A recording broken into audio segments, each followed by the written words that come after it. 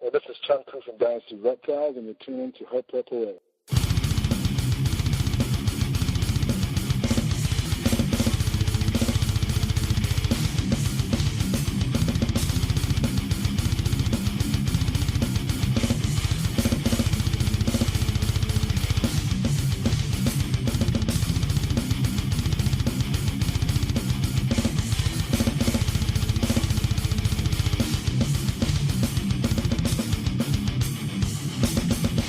It says here we should work in teams. I tend to think of myself as a one-man wolf pack. You are about to enter information overload, a worldwide transmission with Her Parade's featured Breeder of the Week. Here's your host, Jason Rossi. Welcome back, ladies and gents, to another episode of Her Parade. Thank you for joining us. I'm your host, Jason Rossi. We're streaming live on herperparade.com and iTunes. Don't forget to check out the H3 forum over there at herperparade.com. We're running a contest over there. Go over there and sign up for details. This week's featured breeder of the week has 100 ways, or should I say 100 days of summer. Chun Ku from Dynasty Reptiles is this week's special guest. Chun, welcome to Her Parade. Hey, thanks for having me, Jason, on the show. So why don't you tell our listeners a little background about yourself, how you got started with Dynasty Reptiles? How did it all start? I guess just like most of us as we started as a kid and stuff like that, just the fascination for pretty much all animals and stuff like that. I mean, living here in South Florida, so that we're, pretty much got a lot of different wildlife, whether it's birds, mammals, fish, reptiles and stuff like that. Just something that got me really into it more or less a reptile. Just something that, I guess we could catch readily, everywhere. Plus, you can keep more than, one or two at home. So when I was a kid, like around, just started when I was around 8 or 9 and stuff like that, just collecting stuff around, the backyard and stuff like that. Everything else went from there on. Coming through, it just something that would be harder, the pressure harder changes and stuff like that. I mean, I think our coldest weather this year was maybe in the mid-40s for 1 day, 2 days this year, and that's about it. It's been practically, 60 degrees, evenings and, around 70s in the daytime. Well, seems like it's getting there cool enough. I have to crack a window there. I don't know about that, but yeah, it's been pretty warm. I mean, our average daytime temperature for the past, for this year already, it's been average in the 80s. Nice. So how did you go about growing your collection over there? I mean, overall, when I was a kid and stuff like that, I started with just stuff that you collect and, the miscellaneous, pet trade stuff you can find, where there's, started with the brown water snake and corn snakes and, different colubrids and stuff like that. Then I went through a few boys that were available back in the days, wild-caught stuff like ball pythons, some Burmese. Then, as time went on, I, accumulated more animals, and also we had the Orlando show nearby. So that's somewhere that, my parents took me to, and, that's where it really caught on with the different kind of carpet pythons, different albino bluefin eyes and stuff like that that were popular at that particular time. So, my interest grew from there on. Collection grew somewhat, and then I decided to open a pet shop, back in 1999, and at the same time that's where I got my first ball python, a pastel, and, from there it went on, just different decisions on the reptile industry, with the pet shop, and then eventually slowing down on doing that, just concentrating strictly on my breeding. No, you just messing with strictly balls over there? Now I am. When I first got into it was more lizards. That's something in the reptiles that I do, fascinated a little bit more in that kind of stuff. Just something, the interaction you get with the, lizards, more or less monitors and stuff like that is just a little more interactive than a snake, being inside a cage and stuff like that. All right, well, I am a fan of your 100 Days of Summer. I just really want to thank you for doing that. There was some banging pictures and some awesome animals, man. So it just never looks like a dull moment over there all summer for you. So how did you come up with that? Just something I was driving around. I thought that, that'd be pretty cool to put up, a picture every day, different stuff I hatched out overall and stuff like that. I did, accumulate pictures before I started, but it got to the point that, I think I got to day 70-something. I just was, by the time I think it was around August and the Daytona show was coming up, I just got overwhelmed with work with animals hatching out, multiple clutches out daily and stuff like that, and then, taking care of the animals, feeding all the adult females, getting ready for the falling season, and also housing out the babies. So just got to the point I was just like, whew, too much work there trying to take pictures and edit pictures just for that one particular thing. And I think I got to 80-something, and I just gave up. And now I just post pictures up on my Facebook page and stuff like that. Just, miscellaneous animals I hatched out. Yeah, that's awesome, man. That coral glow. So what's your take on all that sex link jargon going on with that gene? Well, I mean, pretty much anybody that has it and that produced it, whether it's coral glow or banana, I think pretty much understands how it works now. I mean, I was one of the first ones that brought it up on how it worked, exactly. I gave customers, for my first year production for years, I guaranteed that the animal that they produce for me will be a nail maker. And, I give them pretty good incentives if it doesn't prove out. I was pretty confident in my assumption of how the genetics work on, on those particular males. Because when I bought my original male, I was assuming, I had doubts regarding a sex link, but I was, my business plan was that I was going to produce predominantly females. I said that. When I hatched on my first clutch, it was pretty much all male coral glows, and everything that was not coral glows I clutched with females. Yeah, that's crazy how that gene is working. It's amazing, really. Yeah, it's amazing. It's a little disappointing. I mean, if it wasn't sex link, we wouldn't see the price drop as quick as it is. But, many factors, attribute to that, whether it's, the sex link itself, within a coral glow and the bananas, or just say coral glows, but I do have both, both lines. Also, they feed really, really well and produce, breed at a really young age, so that's another factor that also attributes to the price drop. And then, just people that are just impatient, I guess. They think they don't realize, the product they're selling is practically, a brand new car to most people, and they think they have to sell that within the first 2 weeks, posting any ad up or having an animal available. Well, they also hit the champ pins, man. Those are some pretty nice animals, I have to say. I love the champagne, but put the pins in there. Oh, I mean, I'm a really big believer in champagnes. I mean, when I started, it was pastels, albinos, pieds, ghost, maybe a handful of other stuff that we didn't know exactly. I think it was even before Mojaves, just when Mojaves are proven out, but not proven out to make it super. But, I mean, those are the only options we have, and all the wild caught, little stuff that, we see here and there, but never proved out. And, I mean, just seeing champagnes when it first came in, it was just look at it compared to a regular ball python. I was just really disappointed how people just, come up with, their opinion saying that since it just overwhelms all the morphs, it's not something you want. I mean, the pinstripe one is something that I personally really love the most because that's your patternless ball python. It's practically no pattern at all on the head or the body. It's just your pure brown, beige-looking snake. Awesome, and that desert spider butter is just ridiculous. Yeah, all that, there's a lot of desert, pretty much tiger combos with different morphs that are just amazing and stuff like that. Just, too bad, what's, happened with that, genetic trait. Hopefully one day we'll prove out the females are breed and stuff like that, but it's pretty much too late regarding the market of it. But I'll still produce them overall, for the pet trade. There's, always people out there that wants nice-looking animals, and for me to see them in the shelf is just, some of them are just remarkable. Yeah, it's just amazing what that gene does. It's sad, but at least you get to see those animals being produced, right? Yeah, I mean, worst case scenario, like I said, there's going to be somebody happy. I mean, whether it's a pet trade item, for what we all started pretty much was just pets and not breeding and stuff like that. So there's still going to be, quite a bit of happy people out there that are going to have some really nice-looking snakes. Well, I got to say, I'm jealous, man. You got the GHI, but you hit the pastel GHI. It's a pretty awesome snake that just sitting there, those two genes. Oh, yeah.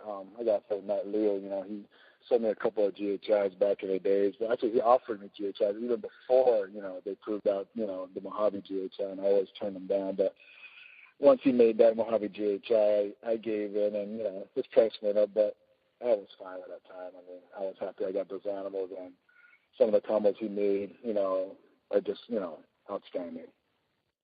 Yeah, that Mojave GHI is definitely one of my favorite combos. It just looks, oh man, I just love that thing. Yeah, you have to see them in person. It's a little different. That velvet jet black that you see in them is just, I don't think any other morph to have that kind of black into them, especially the amount of black. I mean, everybody that I sold one to were really stunned when they received the snake in their hand, and they were just pretty happy with the overall. I mean, out of the Mojave one, I actually have I like my Pastabi one better due to the fact that it is lighter, but that yellow that comes in is just pretty much a highlight yellow in between all the blacks. Awesome, man. So you also got hit that Inferno too, man. That's a beautiful snake. Yeah, been working with the hidden Giawamas for quite a few years now, and then hitting the Inferno and Entry Inferno. I don't know if I posted that up.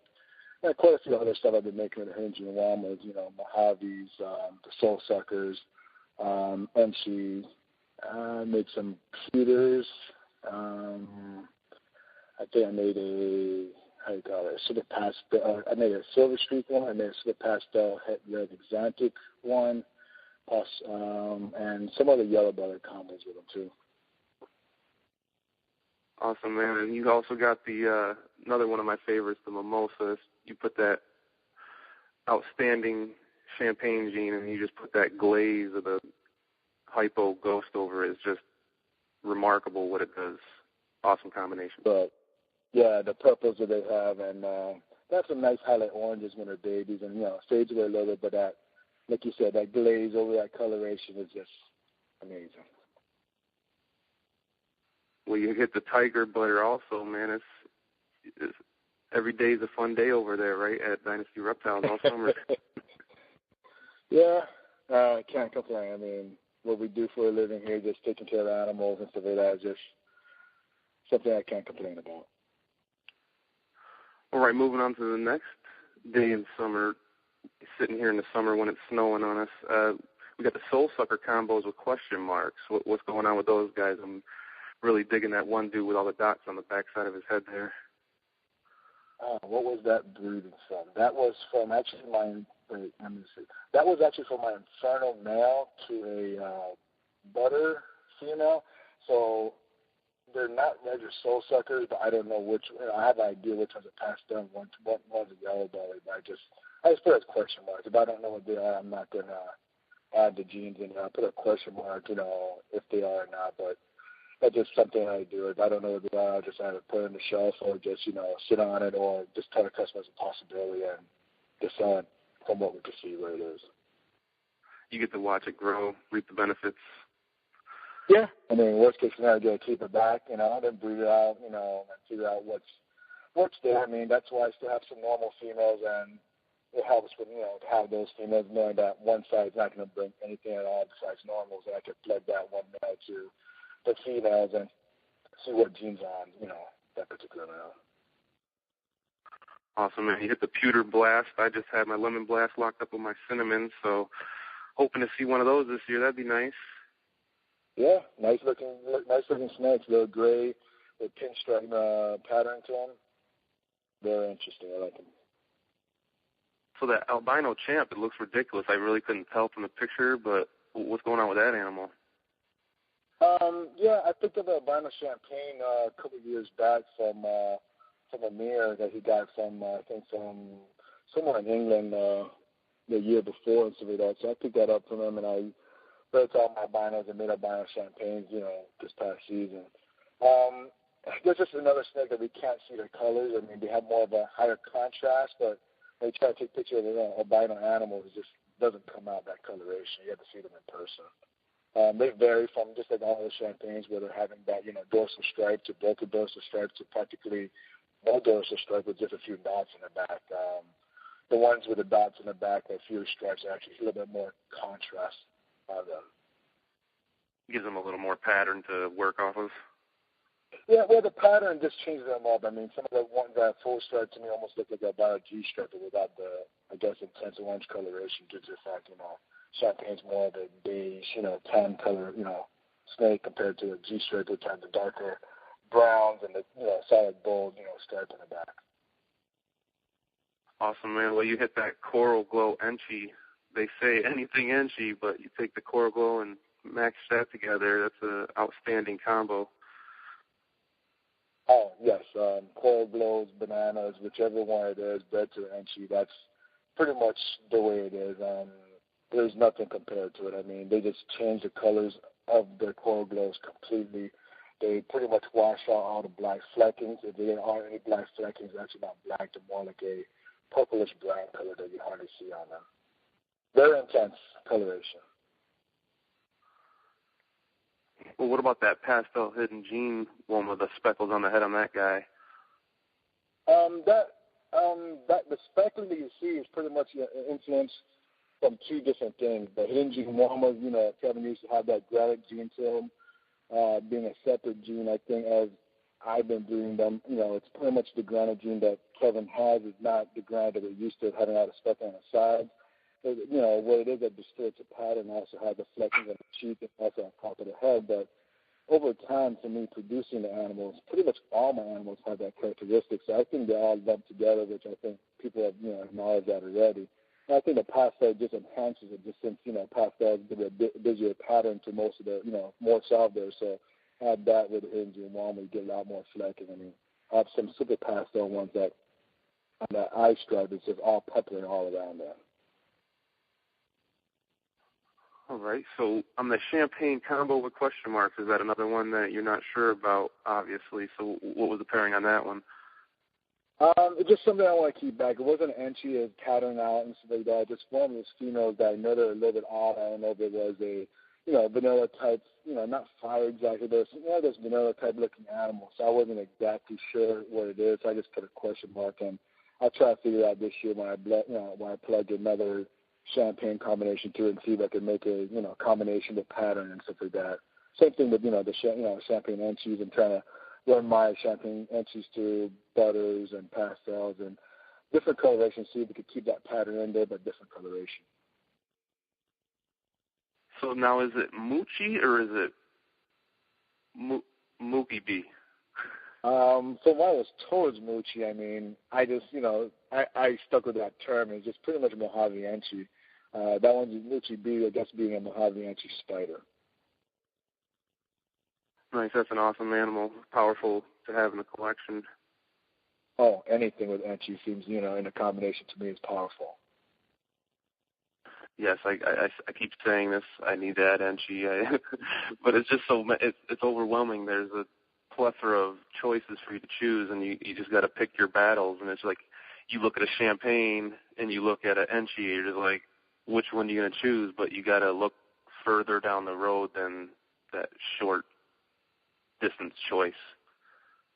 Yeah, I mean, that's a great thing about our industry. I mean, things have changed. There's just so many different morphs out there, with the prices of them actually becoming more affordable to most people. It's just a great start. I mean, I tell, lots of people getting into this, or even people that, doing other reptiles. It's just, an average person could have one rack of snake in their house, while more or less, whether it's a turtle or, a lizard and stuff like that, they could have one or two in their house, depending on the space, but as you know, just one rack space is just practically 24 inches wide, and the only thing that's 6 feet tall, and plus you can have 10 to 12 snakes there. And with all the options we have out there, to them it's just like another snake to look at when it's, different coloration to them. So what is that pin combo? Is it like got a het red going on in there, or what? Yes. I have a shan pin that I picked up a couple of years back, not knowing that I'm pretty much sure it had a het red in it too. And I bred it to a few stuff, and that speckled snake, I'm pretty much guessing it's a gargoyle pinstripe.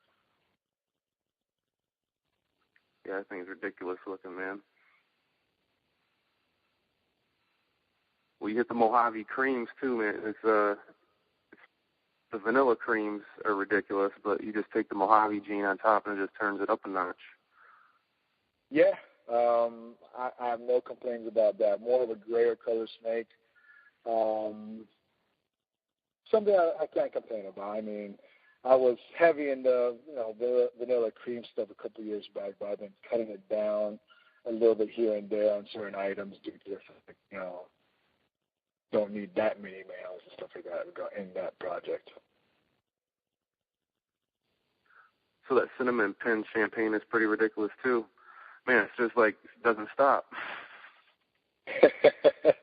Yeah, just another morph that I like. It's almost pretty much a pie-looking animal. I mean, I only made 2 of them, but this year I'm going to try and make a lot more and see if, they all come out identical with that much, white patterning all over them and stuff like that.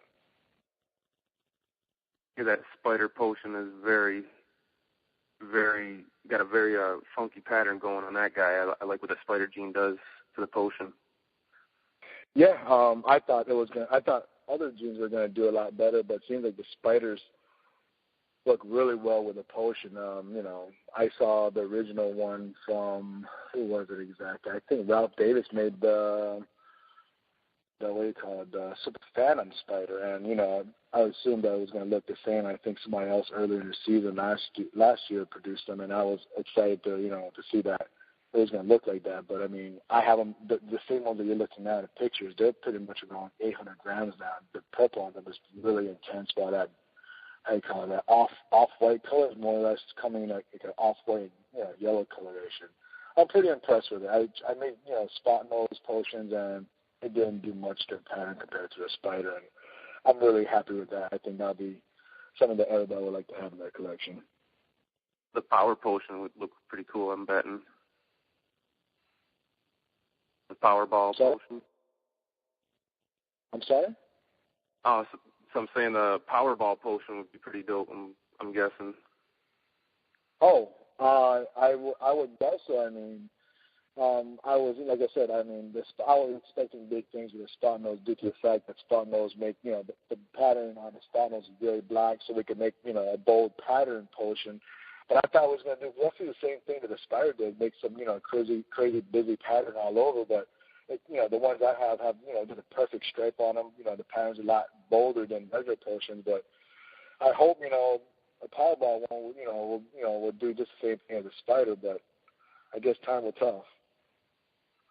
Well, man, that Mojave Spider GHI is definitely not what I expected. Is that patch still orange on that thing?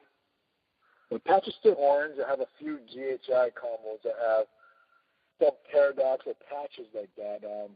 Pretty much just as vibrant orange as that. The Mojave Spider was a surprise to me. I didn't expect to see the black fleckings on in between all the patterns on it. So that was a nice surprise.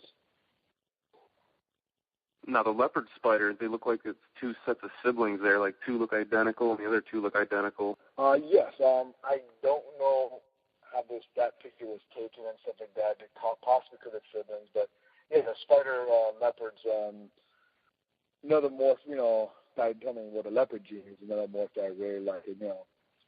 I just like the possibilities with it, especially with the spiders, because I haven't produced any spider leopards with any white on it. They have that nice, olive brown color with a black pattern that goes all the way around. That I think there's quite a few stuff we could add to it to intensify that the coloration, whether it's with coral glows or a handful of the bright colored snakes. Nice, man. That coral glow Enchi bee is sick too. Yep, I think that was one of the 2 quads I made this year with the coral glow line. So I was pretty stoked about that. So that coral glow Moochie, can you say orange? That thing is like screaming orange. Yes, I don't know if I have a picture of both of them side by side, but there's somewhere, whether it's my website or my Facebook page, I do have a picture of the Mojave and the Mojave Enchi coral glow side by side. No, are they still? Is that one still that orange? With everything it goes out, there's other coral glow stuff that have a lot more orange than both of them. The Mojave gene overall doesn't have the coloration, so it did take some of that orange away. As intense as that, not really. You have to go to my Facebook page to see some of the other combinations I made that has a lot more orange coloration in them. Well, I got to say that the GHI yellow belly is quickly becoming another one of my favorite animals. I got a lot of them, but that is definitely, I love what that GHI gene does, and you can't go wrong with the yellow belly as well. I completely agree. What was that gene that I saw? I think that whole route, went is a Matt Showman. I think he produced a pastel yellow belly GHI, and the coloration and then the wide bands, it just intrigued me, man, that there's something along the way we could cross with the yellow belly gene that we're going to make something that, that's going to have really intense oranges with those wide bands and stuff like that. We haven't put it there yet, but hopefully if I get my yellow belly up to size or some yellow belly combo females up to size this year, I'll try to play around with some other combos and see what I can do with the yellow belly and GHI combined. Yeah, man, that thing is a stunner and a winner, man. That leopard butter is also a very interesting animal. I like what that leopard gene does to that. Yes, leopard. Like I said before, leopard gene is one of those genes that we have a lot of different combinations we do with. The leopard stuff crossed with pretty much with most of the the blue-eye Lucy complex. It seems to give striping with them, whether it's Mojaves, the butters, that's just of course being the same thing. The mochas, what else was there? The phantoms and the mystics and stuff like that. They get that really nice back striping to it, and also some of the dorsal striping connects to each other. So you see some of them with 3 stripes in the back with 2 stripes along the back. So that makes them pretty cool. So I could just imagine adding, something like a Henchie or, pastel Henchie or, stuff like that just to bring up some of the coloration with the striping. Well, you hit that super pastel coral glow. That thing is outstanding, as usual, over there. Dynasty Reptiles doing it big. Yeah, it is. The coral glow, you got to try to, make as many different ones as you can. I mean, to me, I think the coral glow and the banana stuff are just going to be a different route for everything else. I think there's practically a combination we could make with the coral glow or a banana. It's going to look overwhelming nice. I mean, subtle genes you might not see as much, but, anything else it seems really to me, people don't realize this just besides the banana gene and stuff like that is also the byproduct stuff, with that sort of pastel. I mean, I prefer to produce lower end stuff because that's where the majority of my market, is on lower end items, so pretty much on an animal like that, I would get female pastels and male pastel coral glow. So to me, it's a win-win. I eliminated the whole male pastels or the male lower end items. We get the pastel gargoyle. I mean, the gargoyle alone by itself is a pretty cool combo, but you put the pastel on there it goes. You got another one to add to the lineup. Yep, another silver black-backed snake that I think we start adding patterns to it. It'll be really nice. And I mean, as you can see, all the coral glow stuff that I have is just, I'm more fond of the darker stuff because I know the things that we can do with it. The darker stuff being, something that can intensify the coloration of the coral glow. So that's why you see a group of dark color stuff in my collection, and then, another group of light color stuff. And then to me, that darker stuff I always keep aside. And I've been accumulating a lot of darker combinations and stuff like that just to add on with the coral glows in the next few years. Well, we got another question mark here. It's with a tiger-spider combo. What's going on with this animal? Tiger-spider animal. Tiger-spider combo with a question mark. I don't recall the breeding, but I know the father was a tiger-spider, but it got to the point that I was just breeding so many different things, and I just don't recall what was the other gene, because that one snake did not look anything close to a tiger-spider, the father itself. Since, I have a question, I guess this is another snake I'm putting on the shelf for myself. Well, another question I'm sure you're going to be a little more clear on here, the coral glow combo that looks lavenderish with some super bright orange. Lavender with super bright orange. I'm not inside a computer right now, but I'm guessing most likely should be the cinnamon coral glow. Oh, okay. That's amazing what that cinnamon does to that. Oh, yes, and I think there's going to be a lot more stuff we could do with the cinnamon gene and some of the other dark color stuff like I was saying earlier, whether it's going to be the chocolate, black pastels, mahogany, just miscellaneous stuff like that. That it's not appealing for most people, but I think with the coral glow gene, we could do a lot with it. What's going on with the pastel calico zigzag? What's up with that gene? Oh, the zigzag gene. Where do I start with that? My buddy here, Zach from SBR Reptiles, had some weird females that he picked up over the years. I guess, being in Miami, we have a lot of imports and stuff like that, and they look kind of odd. So he lent me one of those females, I think it was maybe 2 or 3 years ago, and I bred my pastel calico to it to see if anything special came out of it. But nothing that I saw was different compared to, how the mom looked. So, I just told him to keep all the babies back and raise them up. And this past season, we bred animals together, and we made some of these, pastel calico ones that are zigzagged, and we have some pastels that have the pattern, but it's not as intense. So we don't know if the calico combined with that particular trait brings us up, so that's something we have to play around with and see how it works exactly before we actually put it out there. Some more breeding to figure it out. Sounds like fun. Oh, more work. So you got the Inferno combo. What's going on? Inferno combo. Man, I wish I was in front of my computer. Inferno combo. I'm drawing a blank. It's been some time. I mean, Inferno combo. There's just so many. Getting lost. But all right, we'll go on to so what's the animal on your terms page? Is that some sort of leopard champagne or something? On the terms page, it should be, yes. If I'm remembering correctly, it should be a desert leopard spider, if I remember correctly. Nice. It's got like that little outline. It's a real light snake, but it's got the outline, and it's all majority white. That's the leopard spider pattern that you see overall, but it's one of those, like I said before, with the leopard spider thing, we can add quite a few stuff, like as you can see some of the bumblebee leopards, how nice they look, but, as they get older, that coloration dulls out. I think we add a few more stuff to it, where, like I said, maybe a pastel enchi or a super pastel, or, pastel fire, pastel vanilla, and stuff like that. Will enhance the colorations with the leopard stuff a lot better. So that, that one there, of course, being a desert, is a little upsetting, but to see how the colors, are, there's always other alternatives that we could, duplicate the same coloration with other combinations with the leopard gene. I think we could, get that coloration.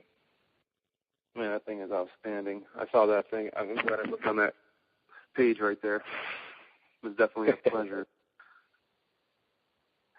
So what is your take on all these laws? You're down there in Florida, so you are fully aware of what's going on. They're hitting us up here in New York. They're hitting us from all angles, man. What's your take, and what do you think some solutions are for everybody out there listening?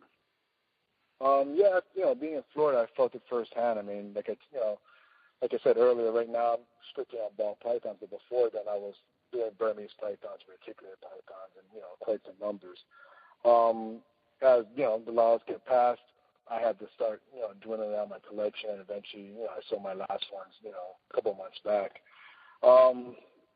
Any solution? If there was a solution, I guess that that'd be something that we're all looking for.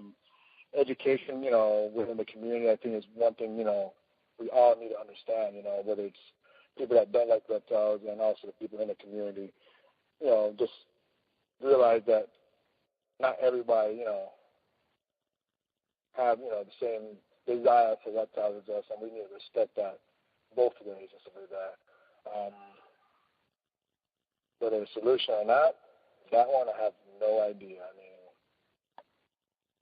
that's something I have no idea. Well, yeah, I definitely agree that education is definitely key. If we can, educate the masses and inform them that what they're being fed, force-fed, is crap, and to tell them to snap out of it and wake up, we can head them off, I think. Yeah, but I mean, people in our community need to realize that. I mean, I don't know how to explain it, but most people in our industry don't realize the stereotypes that that goes along having reptiles. It's just just that thought that they have in their head that they can't get out, and then with we won't say everybody in the community, but you always have a few out there that have reptiles for different ulterior motives, and little things like that could just cause, things to go backwards. I mean, like you said, the politicians don't know anything about this. All they get is HSUS, pushing them this one, agenda and stuff like that. And their agenda, the only reason to push it is just to collect more money from different, donators, that find keeping whether animals or reptiles are just wrong. So that's just, something they can, fuel the fire and just, ask the politicians for that. I mean, like I said, everything to me is just all about money. HSUS has their motives, and their motives is to collect more money from their donors. I mean, there's no reason for them to go out there besides that. And us being an easy target due to the fact that most of us are not organized to figure something out, they could just push on this. And not only that, as you can know, they're snakes. But, to them, they're just snakes. Rule number 1, never underestimate your enemy. So there's their first mistake. I hope so. I hope so too, man. Hopefully everybody can wake up and realize. Well, you launched CoralGlowBallPython.com just for that project itself, huh? Yeah, something I started earlier last year, and just wanted to start a website, just to be just on a Coral Glow side. Like I said earlier, I think the Coral Glow and banana stuff are just going to eventually be itself there due to the fact, there are just so many combinations we can make from it. And I think having that mixed with my regular site, like you said, there's just so many different animals out there. In my regular website now, I mean, there's multiple pages of available animals, and I added Coral Glow stuff in there in the future, when as prices drop down in different combinations. I just think it'll just be overwhelming with the amount of animals. So I built that site last year to have that. I haven't really updated, as you can see on there. But I think as time goes on, I'll start adding more stuff and just have that site dedicated to Coral Glow stuff. Again, that's a nice site you got going over there at CoralGlowBallPython.com. You got anything else you'd like to add before we end this week's transmission? No, I mean, then we went over it, pretty much. I mean, I would like to wish everybody out there, a really good year. Hopefully we can see some really awesome ball python combinations. The more we see out there, the better it is. Other than that should be it. All right, thanks, man. Well, make sure to check out Chun's website at DynastyReptiles.com and CoralGlowBallPython.com. Well, thank you again very much, Chun, for taking time out of your busy schedule and speaking with us here at Her Parade. Oh, no problem, man. Thanks a lot, Jason, for having me on the show. Awesome, man.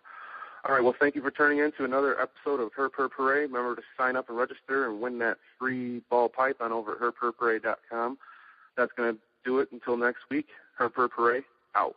Hey, this is Robin at the Reptile Report, and you're listening to Her Parade.